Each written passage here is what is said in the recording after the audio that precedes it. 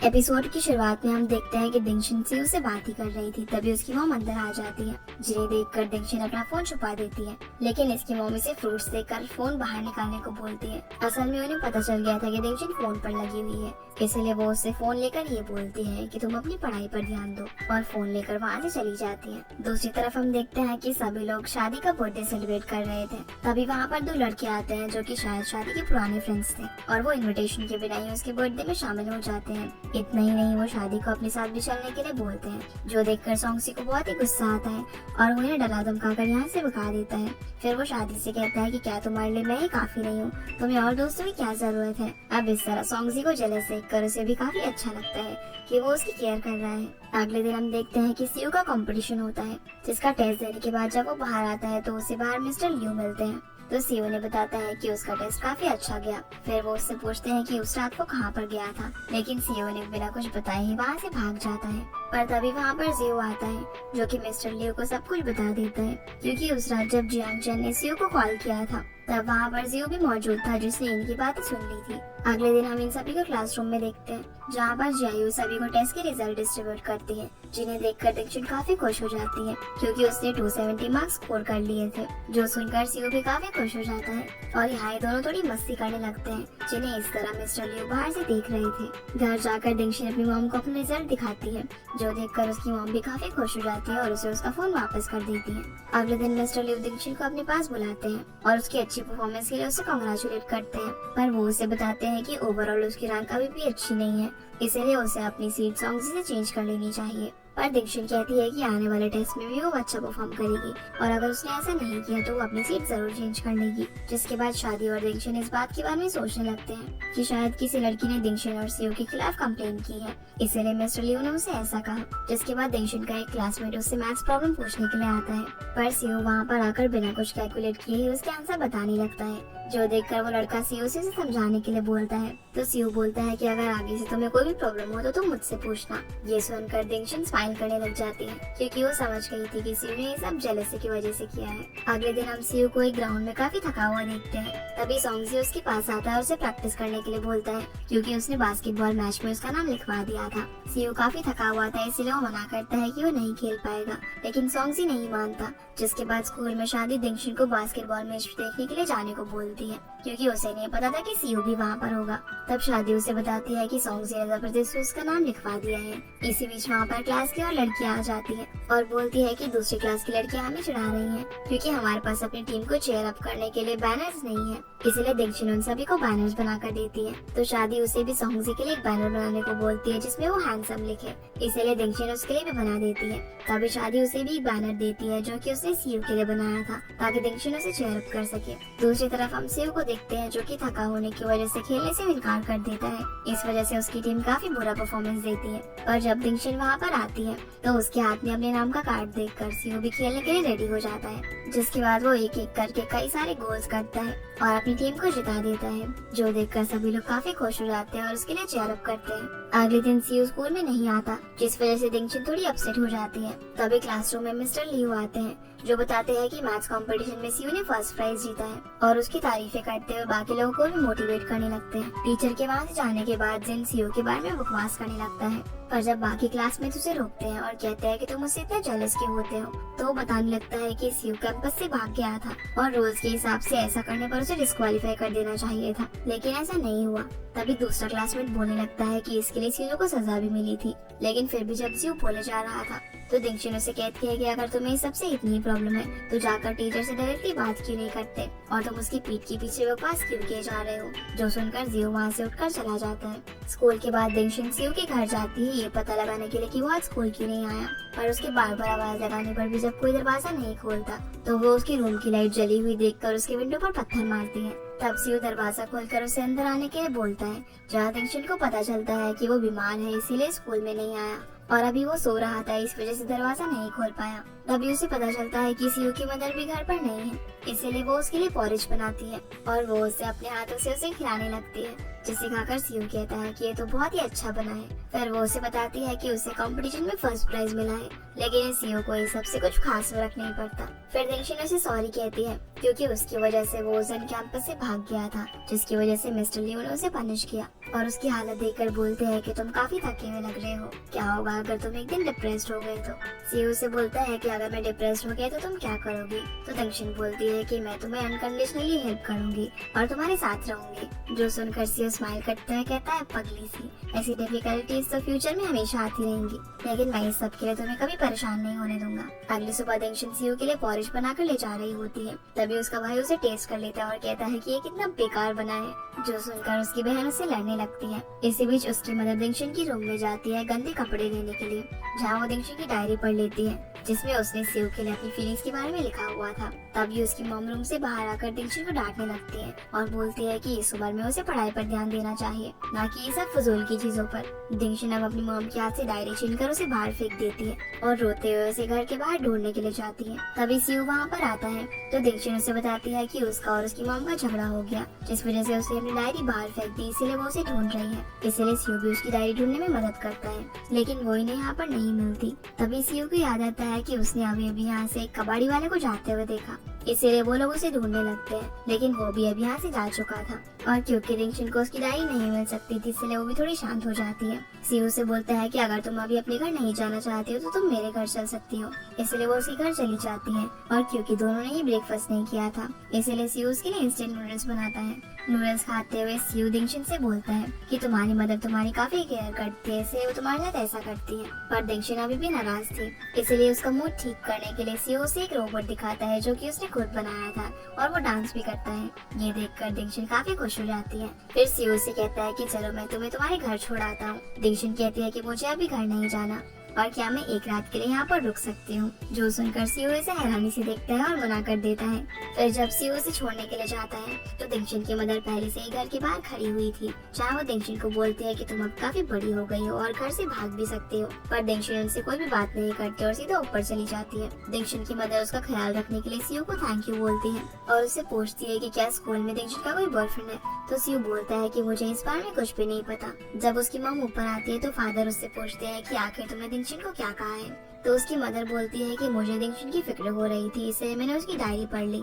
ये सुनकर फादर काफी गुस्सा हो जाते हैं और कहते हैं कि उसकी पर्सनल लाइफ में तुम्हें इस तरीके से ताका-झाकी नहीं करनी चाहिए थी, इसलिए उसे जाकर माफी मांगो। और उसकी मदर भी फादर को इग्नोर करके वहाँ से चली जाती है। जिसके बाद हम देखते हैं कि दिंगशिन के टेस्ट शुरू हो जाते हैं, लेकिन इस बार टेस्ट में वो अच्छा परफॉर्म नहीं कर पाती, जिसकी वजह से उसके रिजल्ट भी अच्छे नहीं आते। इसलिए वो सोंगजी के साथ अपनी सीट एक्सचेंज करके शादी की डेस्कमेट बन जाती है, जो देखकर सीयू काफी अपसेट हो जाता है क्योंकि इसे तो इस बारे में कुछ भी नहीं पता था। और ये देखकर शादी दिंगशिन से कहती है कि वो सीयू को सच क्यों नहीं बता देती, तो दिंगशिन उसे कोई अच्छा सा एक्सक्यूज बनाने में उसकी मदद करने को बोलती है। जिसके बाद कैफेटेरिया में इन दोनों के साथ केके भी मिलकर कुछ एक्सक्यूजेस सोचने लगती है, पर दिंगशिन कहती है कि इनमें से किसी भी एक्सक्यूज पर सीयू विश्वास नहीं करेगा। तभी वहाँ पर सोंगजी और सीयू आ जाते हैं, जो कि इनके साथ बैठ जाते हैं और केके उठकर यहाँ से चली जाती है, लेकिन इनमें से कोई भी किसी से बात नहीं कर रहा था। तभी सोंगजी दिंगशी और सीयू से पूछ लेता है कि आखिर तुम दोनों को क्या हुआ है, तो दोनों मना करते हुए कहते हैं कि हम दोनों को कुछ भी नहीं हुआ, सब कुछ ठीक है। फिर जब दिंगशिन और सीयू साथ में घर जा रहे थे तो दिंगशिन काफी तेज तेज चल रही थी। सीयू से रोककर पूछता है कि आखिर बात क्या है और उसे सच बताने को बोलता है। जो सुनकर दिंगशिन टीचर की बातें याद करने लगती है और थोड़ी इमोशनल हो जाती है, तो सीयू उसे बताने के लिए मना कर देता है। रात में सीयू अपने दोनों दोस्तों से चैट कर रहा होता है कि आखिर लड़कियां बिना वजह अपसेट क्यों हो जाती है, तो वो दोनों उसे कहते हैं कि लड़कियां ऐसी ही होती हैं। अगले दिन स्कूल में तीनों लड़कियां साथ में होती हैं। तभी यून सीयू के पास आकर उससे बातें करने लगती है। इसी बीच सोंगजी भी इनके पास आ जाता है, तो शादी उससे उनकी लिपसिंग रीड करने के लिए कहती है, ये पता लगाने के लिए कि आखिर वो किस बारे में बात कर रहे हैं। इसीलिए सोंगजी अंदाजा लगाने लगता है और कहता है कि ये लोग किसी प्ले के बारे में बात कर रहे हैं। जो सुनकर दिंगशिन को काफी गुस्सा आता है। इसके बाद जब दिंगशिन घर आ रही होती है तो वो रास्ते में सीयू को बुरा भला कहते हुए खाली कैन को लात मार रही थी, जिसे ऐसा करता हुआ रास्ते में खड़ा हुआ सीयू देख लेता है और वो उससे पूछता है कि वो इतने गुस्से में क्यों है। दिंगशिन अब यहाँ उससे प्ले के बारे में पूछने लगती है और बोलती है कि क्या तुम्हें प्ले पसंद है, तो सीयू मना कर देता है और बोलता है कि लेकिन मैं इसके बारे में सीख सकता हूँ, और वो गुस्से में ये बोलकर चली जाती है कि मुझे पता था। असल में दिंगशन को ये लग रहा था कि सीयू यून के साथ कोई प्ले देखने के लिए जाने वाला है, लेकिन बेचारे सीयू को तो इस बारे में कुछ पता ही नहीं था। और क्योंकि दिंगशन ने उसे प्ले के बारे में पूछा था, तो सीयू को ऐसा लगने लगता है कि शायद वो उसे डेट करना चाहती है। इसके बाद जब दिंगशन अपने घर पहुंचती है, तो उसकी मदर सीयू के घर जाने के लिए रेडी हो रही थी। इसी बीच उसका भाई मदर से पैसे मांगने के लिए उन्हें काफी मक्खन लगा रहा था, पर उसकी मदर उसे पैसे नहीं देती, तो वो दिंगशन के पास पैसे मांगने के लिए जाता है। तो दिंगशन भी उसे मना कर देती है और बोलती है कि तुम्हें इस तरीके से पैसे खर्चा नहीं करने चाहिए। फिर ये बोलकर चला जाता है कि तुम नहीं समझोगी। अगले सीन में हम दिंगशन की मॉम को सीयू के घर पर देखते हैं, जहाँ वो दिंगशन की कम मार्क्स की वजह से थोड़ी परेशान हो रही थी। तो सीयू ने कहता है कि दिंगशन काफी हार्ड वर्किंग है और अगर वो जो भी चीज को ठान ले तो वो उसे करती ही रहती है। अगले दिन स्कूल में केके शादी और दिंगशन के पास आती है, जहाँ पर सॉन्गजी बैठा हुआ था और कहती है कि मेरे पास यून और सीयू से रिलेटेड कोई खबर है, पर दिंगशन उसे जानने से इनकार कर देती है और कहती है कि मुझे अपनी पढ़ाई पर ध्यान देना है, इसलिए प्लीज तुम लोग मेरे सामने ऐसी बातें करके मुझे डिस्ट्रैक्ट मत करो। तभी वहाँ पर सीयू भी आ जाता है। शादी उससे पूछती है कि तुम्हारा वीकेंड पर क्या प्लान है, तो वो बोल देता है कि मुझे अभी इस बारे में कुछ नहीं पता। फिर वो दिंगशन से इस बारे में पूछती है, तो वो कहती है कि मैं तो सिर्फ पढ़ाई करूंगी। अब शादी सॉन्गजी को साइड में लेकर जाती है और उन दोनों को वीकेंड पर मिलाने का एक प्लान बनाती है, ताकि ये दोनों आपस में टाइम स्पेंड करके अपनी मिसअंडरस्टैंडिंग को दूर कर सके। और बोलती है कि अगर तुम सीयू को नहीं ला पाए तो मैं तुमसे बात नहीं करूंगी। जिसके बाद शादी दिंगशन को एक कॉन्सर्ट की टिकट दिखाती है और उसे साथ में चलने के लिए बोलती है, पर दिंगशन मना कर देती है। तो शादी उसे काफी इंसिस्ट करती है और उसे अच्छे से ड्रेसअप करके आने का बोलती है, इसलिए दिंगशन मान जाती है। अब जब सॉन्गजी और शादी साथ में स्कूल से जा रहे होते हैं, तभी जियांगचन वहाँ पर आकर उनसे पैसे मांगता है, क्योंकि उसके फादर ने उसे पॉकेट मनी देने से मना कर दिया था। उसी वक्त वहाँ पर केके भी आ जाती है, जो इसे इविल ड्रैगन समझकर मारने लगती है, पर ये दोनों उसे बताते हैं कि ये तो उनका दोस्त है। असल में उनकी स्कूल के पास ऐसे र्यूमर था कि कोई इविल ड्रैगन रास्ते में लोगों को अकेला देखकर उनसे पैसे छीन लेता है, इसलिए जियांगचन केके को बोलता है कि मैं तुम्हें इविल ड्रैगन पकड़ कर दिखाऊंगा। तो केके मान जाती है। अब यहाँ पहली मीट में ही इनकी इतनी अच्छी केमिस्ट्री देखकर शादी सॉन्गजी से कहती है कि हम दोनों यहाँ के बीच में क्या कर रहे हैं। अगले सीन में हम देखते हैं कि दिंगशन कॉन्सर्ट के लिए रेडी हो रही थी, तभी उसकी मदर सॉरी के तौर पर उसके लिए एक ड्रेस लेकर आती है, जो देखकर दिंगशन काफी खुश हो जाती है और वो कॉन्सर्ट में भी यही पहन कर जाती है। अब दिंगशन कॉन्सर्ट वाली जगह पर पहुंचकर शादी को कॉल करती है, तो शादी उसे बोलती है कि तुम अंदर चली जाओ और मैं थोड़ी देर से आऊंगी, जो कि उसे दूर से खड़ी होकर देख रही थी। तभी वहाँ पर सॉन्गजी आता है, जिससे शादी सीयू के बारे में पूछती है, तो वो बताता है कि मैंने सीयू को सिर्फ इतना कहा कि दिंगशन भी कॉन्सर्ट में आ रही है, इसलिए वो मान गया।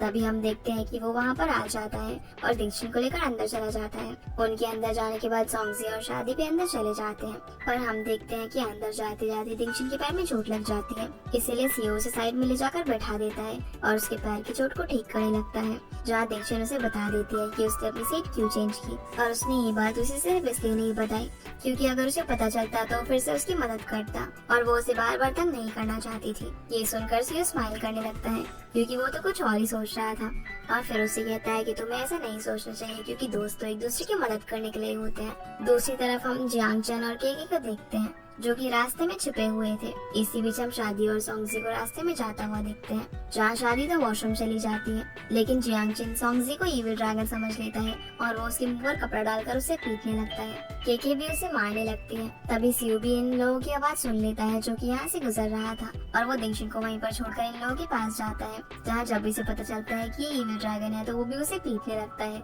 शादी भी वहाँ पर आ जाती है और वो भी इसे पीटने लगती है, पर तभी वो सॉन्गजी की आवाज पहचान लेती है और जैसे ही ये लोग उसके मुंह से कपड़ा हटाते हैं, तो सॉन्गजी को देखकर ये सभी लोग काफी एम्बैरेस हो जाते हैं और अपनी गलती के लिए उससे माफी मांगते हैं। लेकिन सॉन्गजी तो बच्चों की तरह रोए जा रहा था, और क्योंकि वो चुप ही नहीं हो रहा था, तभी शादी उसके पास आकर उसे शट अप बोलती है, जो सुनकर सॉन्गजी एकदम चुप हो जाता है। ये देखकर सभी हैरान हो जाते हैं। तभी दिंगशन को उसके भाई की आवाज आती है, तो बाकी सभी लोग उस आवाज का पीछा करते हुए जाते हैं, जहाँ हम देखते हैं कि दो लड़के दिंगशन के भाई को बुली करते हुए उससे पैसे मांग रहे थे, यानी कि यही वो इविल ड्रैगन थे।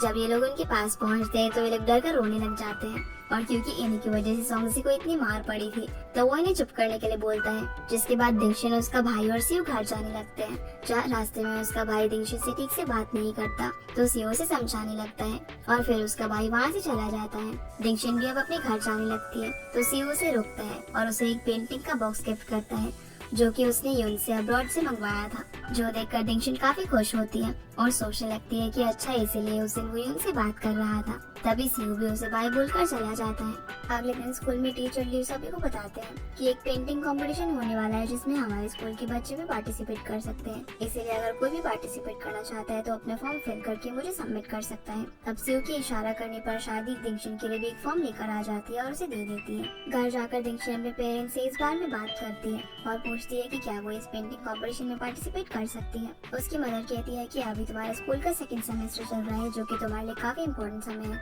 इसलिए तुम्हें सिर्फ अपनी पढ़ाई पर ध्यान लगाना चाहिए और वैसे भी पेंटिंग तुम्हारे सिर्फ एक हॉबी है। अपनी मदर की ऐसी बातें सुनकर दिंगशन को बिल्कुल भी अच्छा नहीं लगता, इसीलिए वो वहाँ से उठकर चली जाती है। ये सब देखकर दिंगशन के डैड उसके लिए काफी परेशान होते हैं। अगले दिन स्कूल में दिंगशन काफी परेशान थे कि उसे इस कंपटीशन में जाना चाहिए या फिर नहीं। तब उसके दोस्त उसे काफी समझाते हैं लेकिन वो तब भी नहीं मानती तो सीओ जबरदस्ती उसका फॉर्म फिल करके सबमिट कर देता है। इसके बाद हम देखते हैं कि पेंटिंग कंपटीशन का दिन भी आ जाता है जहाँ दिंगशन के डैड उसकी मदद करने के लिए उसकी मॉम और उसके भाई को बाहर घुमाने ले जा रहे थे ताकि दिंगशन उनकी एब्सेंस में चुपके से पेंटिंग कंपटीशन में जा सके और उसकी मदर को इस बारे में कुछ भी पता न चले। लेकिन एन वक्त पर उसका भाई उसके पेरेंट्स के साथ जाने से मना कर देता है कि मॉम के काफी मनाने पर भी वो नहीं जाता, इसलिए वो लोग उसे छोड़कर ही वहाँ से चले जाते हैं। जिस बात से दिंगशन काफी परेशान हो जाती है। तभी उसे सीयू का कॉल आता है तो दिंगशन उसे बताती है कि उसका भाई घर पर ही है, इसलिए शायद वो पेंटिंग कंपटीशन में नहीं जा पाएगी। तब उसकी मदद करने के लिए सीयू शादी और सॉन्गजी को उसके घर पर भेज देता है। वो दोनों उसके घर पर जाकर उसे पेंटिंग कंपटीशन में जाने के लिए बोलते हैं और कहते हैं कि तब तक हम तुम्हारे भाई का ख्याल रखेंगे। अभी दोनों उसे बातों में लगाते हैं और मौका देखकर दिंगशन सीयू के साथ कंपटीशन में चली जाती है। सीयू उसे कंपटीशन में पहुंचाकर बाहर ही उसका वेट करने लगता है और दिंगशन अंदर जाकर सीयू के दिए हुए कलर से ही पेंटिंग बनाती है। बाहर आने पर सीयू दिंगशन से पूछता है कि तुमने पेंटिंग में क्या बनाया, तो दिंगशन बोलती है कि ये तो मेरा सीक्रेट है। इसके बाद जब सीयू और दिंगशन घर पहुंचते हैं तो दिंगशन देखती है कि उसके भाई ने पूरा घर गंदा किया हुआ था और सॉन्गजी और शादी भी उससे काफी परेशान हो चुके थे। अब क्योंकि उनके पेरेंट्स का आने का टाइम भी हो रहा था, इसलिए वो सभी लोग मिलकर पूरे घर को सही करते हैं ताकि उसकी मॉम को सच्चाई के बारे में ना पता चल जाए। जिसके बाद स्कूल में मिस्टर ल्यू दिंगशन को अपने पास बुलाते हैं और जब वो वापस आती है तो उसके पास उस कंपटीशन को जीतने का सर्टिफिकेट था जो देखकर उसके दोस्त उसके लिए काफी खुश होते हैं। इसी खुशी में दिंगशन अपने सभी दोस्तों को ट्रीट देती है। अगली सीन में हम इन सभी को कैफे में देखते हैं जहाँ सीयू सभी को जियांगचन के बारे में बताते हैं कि वो एक सोल्जर बनना चाहता है लेकिन उसके डैड ऐसा नहीं चाहते, फिर इससे इनका काफी झगड़ा होता है। सीयू से कहता है कि जब तुम 8 साल के थे तब तुमने मुझे बताया था कि तुम एक सोल्जर बनना चाहते हो,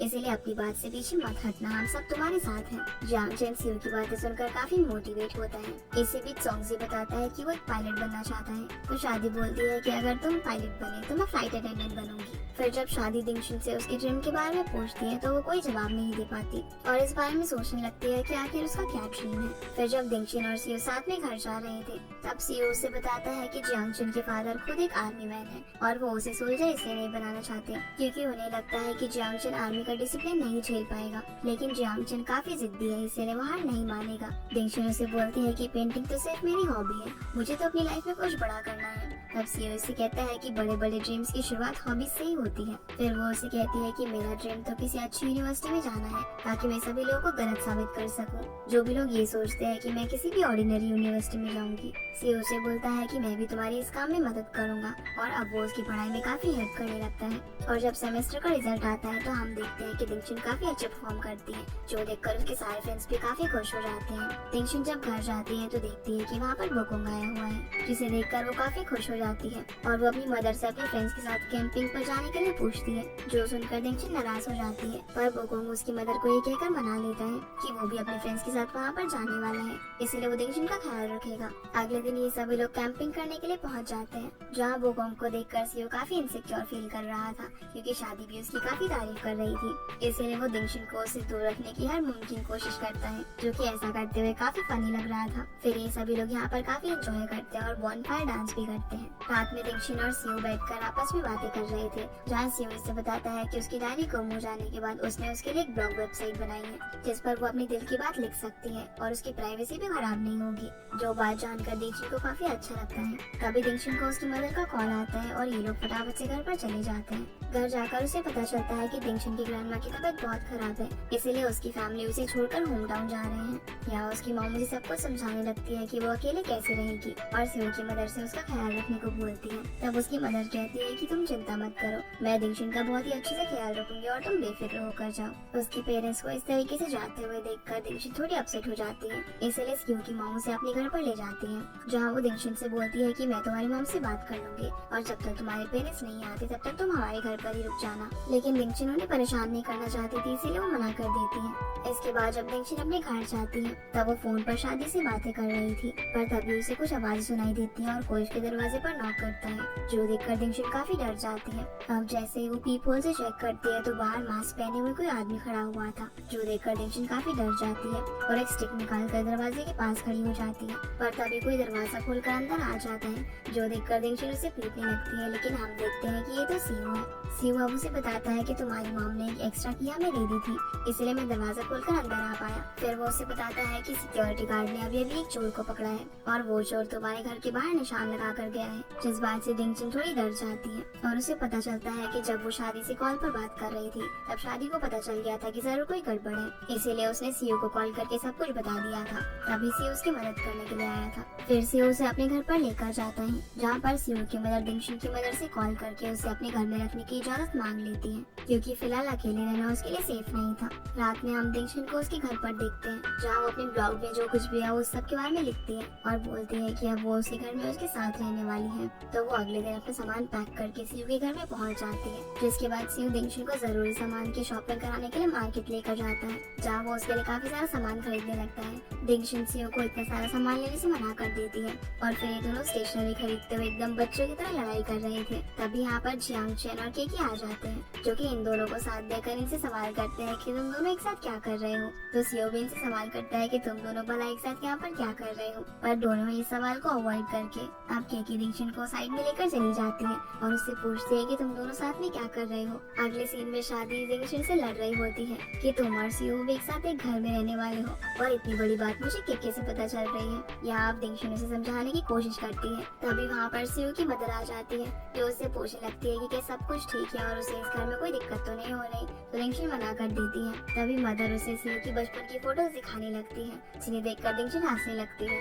इसी बीच यहाँ पर सीयू आ जाता है, जो कि अपनी मॉम को ऐसा करने से मना कर देता है और फोटोज छीन लेता है। फिर सीयू की मॉम दिंगशिन को नहाकर सोने का बोलती है और सीयू को दिंगशिन की मदद करने के लिए भी बोलती है, जो सारी बातें शादी कॉल पर सुन रही थी और वो दिंगशिन को टीज करने लगती है। पर दिंगशिन नहाने के लिए चली जाती है। अगली सुबह दिंगशिन देर तक सो रही होती है, तो सीयू उसे उठाने के लिए उसके रूम में आता है, लेकिन जब वो नहीं उठती तो वो अपने फोन में स्कूल असेंबली का सॉन्ग चला देता है, जो देखकर दिंगशिन उठ जाती है और जल्दी से स्कूल के लिए रेडी होने लगती है। स्कूल में हम शादी और दिंगशिन को देखते हैं, जो कि आपस में बातें कर रहे थे और दिंगशिन उसे बताती है कि सीयू बचपन में मेरे घर पर रुका था और हम दोनों एक दूसरे को पहले से ही जानते हैं। दूसरी तरफ सीयू और सॉन्ग से बात कर रहे थे, तभी वहाँ पर जियांग चेन आ जाता है, जिसे सीयू समझाता है कि उसे अब सॉन्ग के घर पर नहीं रुकना चाहिए बल्कि अपने घर पर चले जाना चाहिए, क्योंकि उसकी मॉम उसके लिए काफी परेशान हो रही थी। रात में दिंगशिन सीयू के लिए फ्रूट्स लेकर आती है और उसे टीवी देखने के लिए पूछती है, लेकिन उसने रिमोट को छुपा दिया था। तो दिंगशिन उसे रिमोट बाहर निकालने के लिए बोलती है। सीयू कहता है कि अगर तुमने रिमोट मुझसे छीन लिया तो तुम टीवी देख सकती हो।